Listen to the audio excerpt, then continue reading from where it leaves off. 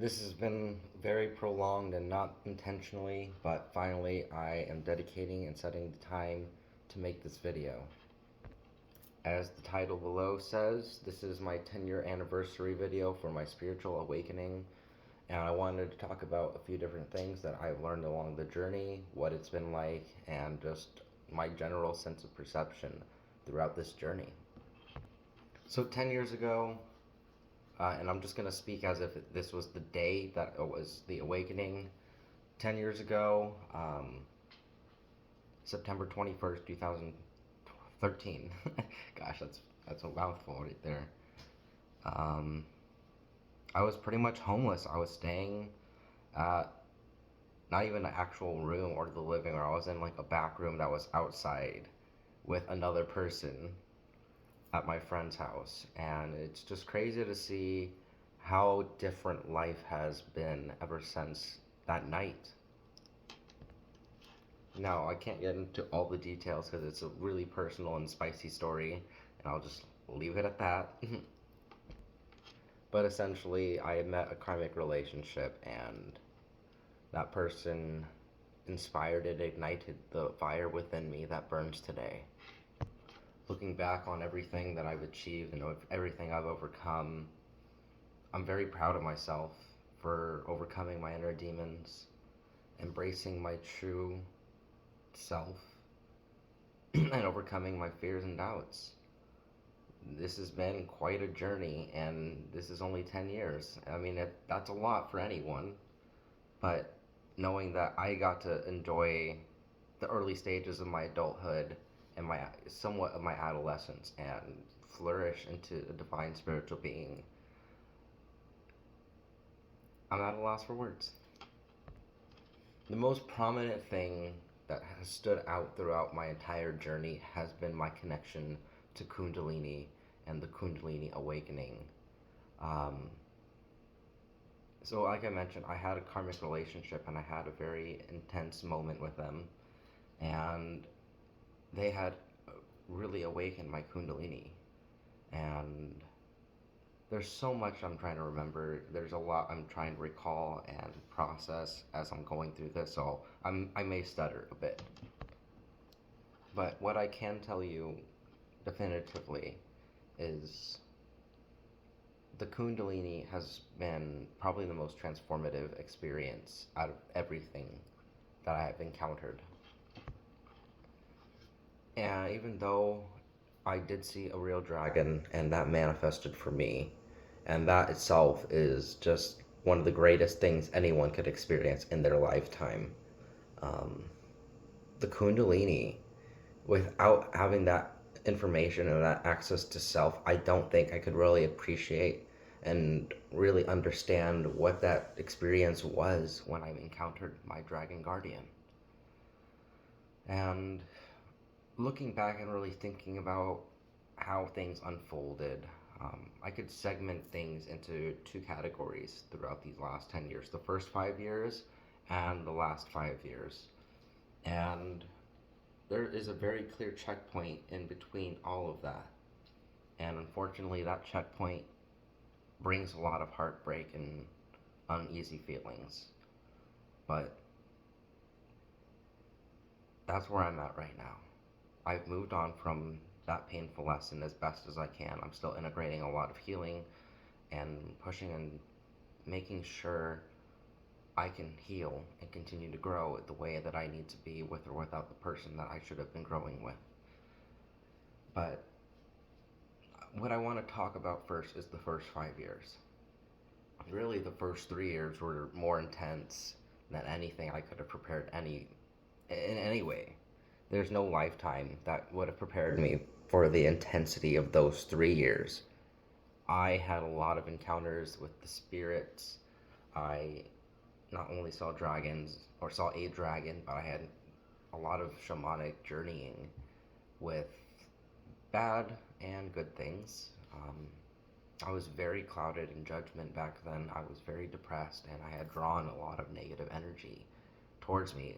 Kind of consciously, mostly unconsciously, I was actively working with the darker beings, and I've all let that go. And that's been kind of in around that checkpoint area of my life. Around 5 years ago is when I said enough is enough. And I didn't want to be clouded in my judgment, and I wanted to have definitive answers. Even though I felt a connection to Source and to the spiritual realm, I made sure I cut all ties with anything that was not on the dragon's path. Because ultimately, that was what was there for me at the very beginning, and that's ultimately the first thing that really shocked me awake was my understanding of my relationship to the dragon's realm.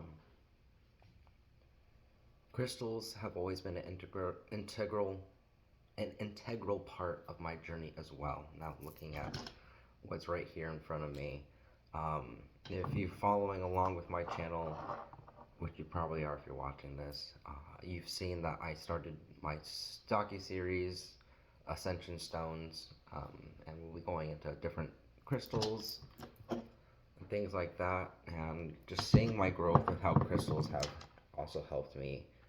That's another thing. And that's something that's always been encompassed over the last 10 years. It was a part of the first 5 years, and it's going to be a part of the last 5 years, and it's going to continue. My work with the stones has only developed and grown ever since my first crystal.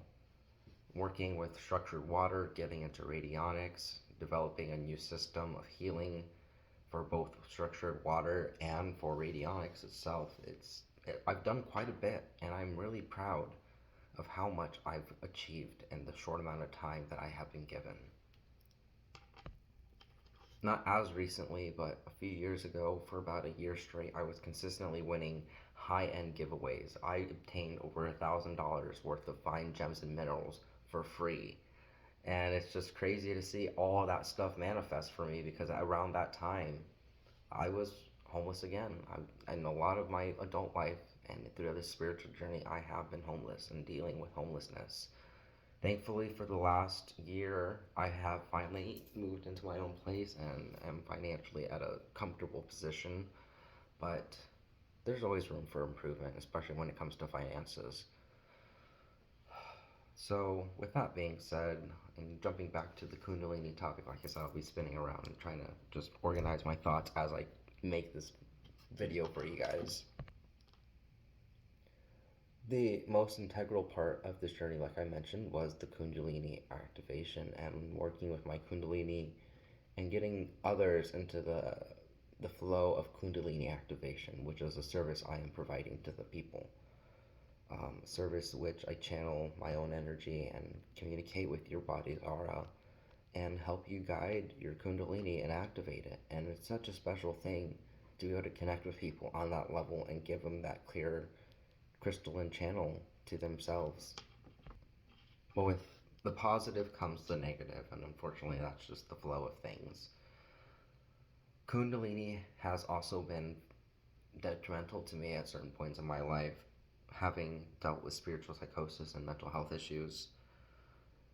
There is a warning that must be labeled when it comes to working with Kundalini. Unfortunately, I was not given this warning, and I just thought all of it was good and grand.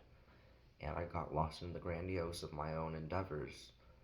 And it really set me back quite a bit, but it was lessons that needed to be learned, and now these are lessons I can give to others if they're so willing.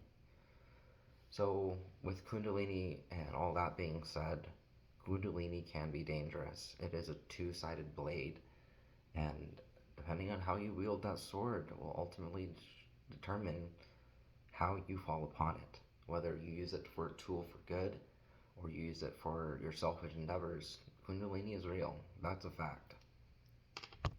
Some of the side effects of Kundalini that I physically have retained at this point. I can't say this is directly related to my Kundalini activation, but my shoulder pops. That's pretty loud. And this shoulder was initially injured and it started popping after its injury. This shoulder was not injured, and I don't know if you'll be able to hear it on camera. There we go. I'm pretty sure you got that on camera. But, yeah, that didn't always pop, and now my wrists pop like crazy, and it's just a release of tension in my body that I have to do.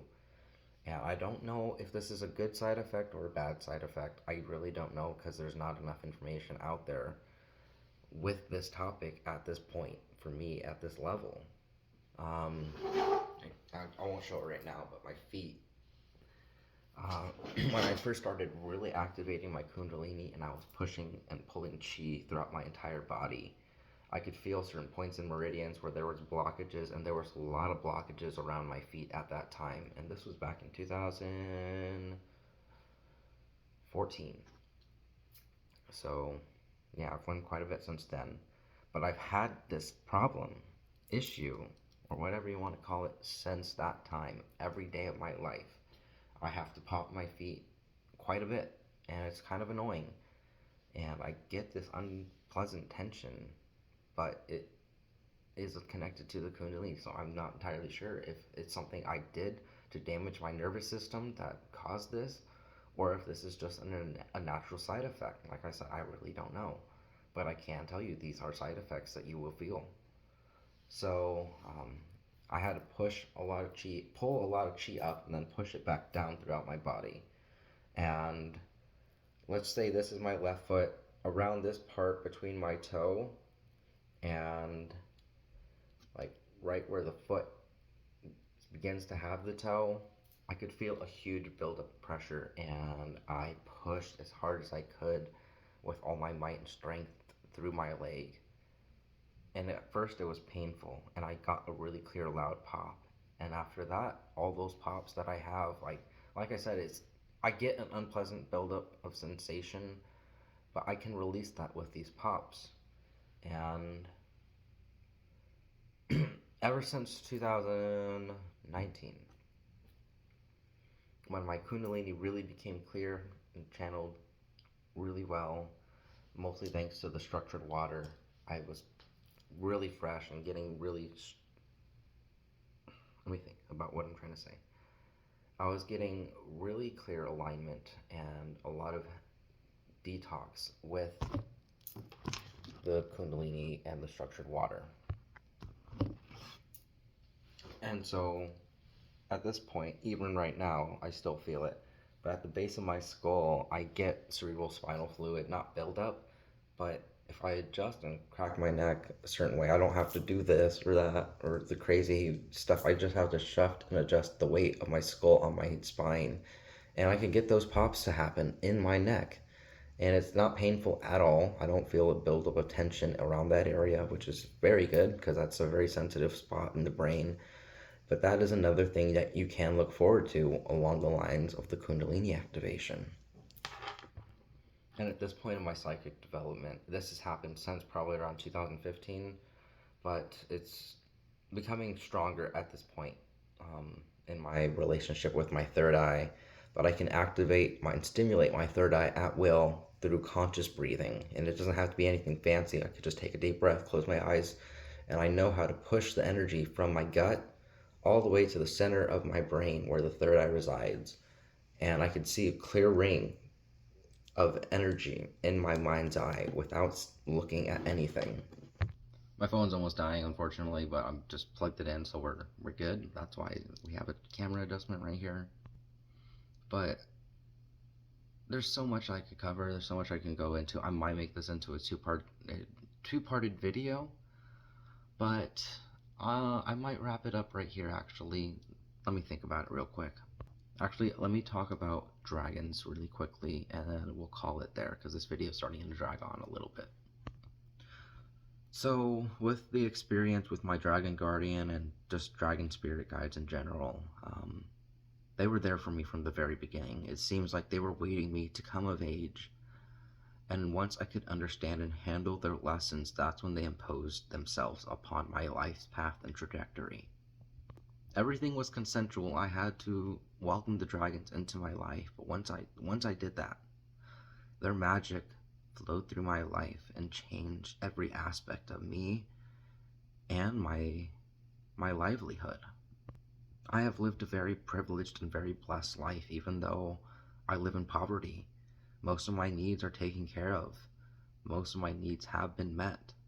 and I have not had to worry too much about my own personal well-being. So in November of 2013 to September, October, yeah, 2 months after my awakening is when I had seen my dragon guardian. But I didn't hear from him until 2015. And once he revealed himself mentally again to me, between seeing him physically and just how he announced himself, that's when everything clicked. Unfortunately, I had a good sense of what my life was and my trajectory was supposed to be. But the community I was involved in, they heavily shunned me and my ideas and my beliefs. And had I had the supportive encouragement of the few friends that I do have regarding the Dragon's Path as I did back then, like I did back then, I'd be doing a lot better now. I will say that. But I got misguided and listened to the minds of men versus the voice of dragons, and that's ultimately where I was led astray. But I did come full circle, and I found my truth, I found my voice as the voice of the dragons. So back in, like I said, 2015 was when I finally understood my relationship to the dragon that I had seen. Now in 2018 is when things started to elevate again. So there was kind of like a ebb and flow of this life path trajectory. So in 2018, I had stumbled upon some really horrific stuff and dedicated myself to do vigilante work. I didn't do anything extreme. I did save someone's life. There's a video of that on YouTube. Just look up Rogue Shadow on my channel. You'll see some of the stuff that I had done. And I was being tested as well as going through my rite of passage. Not only being tested by whatever evil was in front of me. I wouldn't say I was being tested by my dragons, but I was being tested by the universe, definitely, in that sense. And it wasn't until I had gone and done my vision quest in Sedona, and you could check that video out if you really want to know more about that journey. It's called What Really Happened in Sedona. That's on my channel. Check it out. But after that vision quest and that journey to Sedona, I realized my path as the shaman was over, and I became the dragon priest. And it sounds like not a big difference to some people, but it's a lot when you take into account of just what it means, each of those words culturally. So I went from being a shaman to being a priest, and I feel like it's just a big difference because as a shaman, I didn't have the relationship that I did with my dragon guide. I worked with a subset of dragons, but I didn't have any real structure like I do now. Working as a dragon priest under the guiding wings of my dragon guardian, being his ordained priest, and having gone through my rites and passages, and having gone through my vision quest, that's when I really stepped into the role. And my magic became ceremonial versus primal. My relationship with the dragons had changed to be more personal, and that's when I had set aside all other gods and beings and just acknowledged only the dragon within my circle. And ever since I cut out all those other beings, everything has been so much more clear. I am divinely protected by the guiding flame of the dragons when I do the ritual of the flames. I feel their magic throughout my waking moments and my unconscious moments. And ultimately, the dragons have changed my life for the better. So, to 10 years I have overcome, and to 10 years I will also conquest and search for. But I'll cut it off here, and if you guys want to hear more about the nitty-gritty details of my story, just leave it in the comments, and I'll come up with something that's more presentable. But I'll go ahead and cut it off here. Hope you guys have a great day. May you blessed be. And Draco Hic Sunt.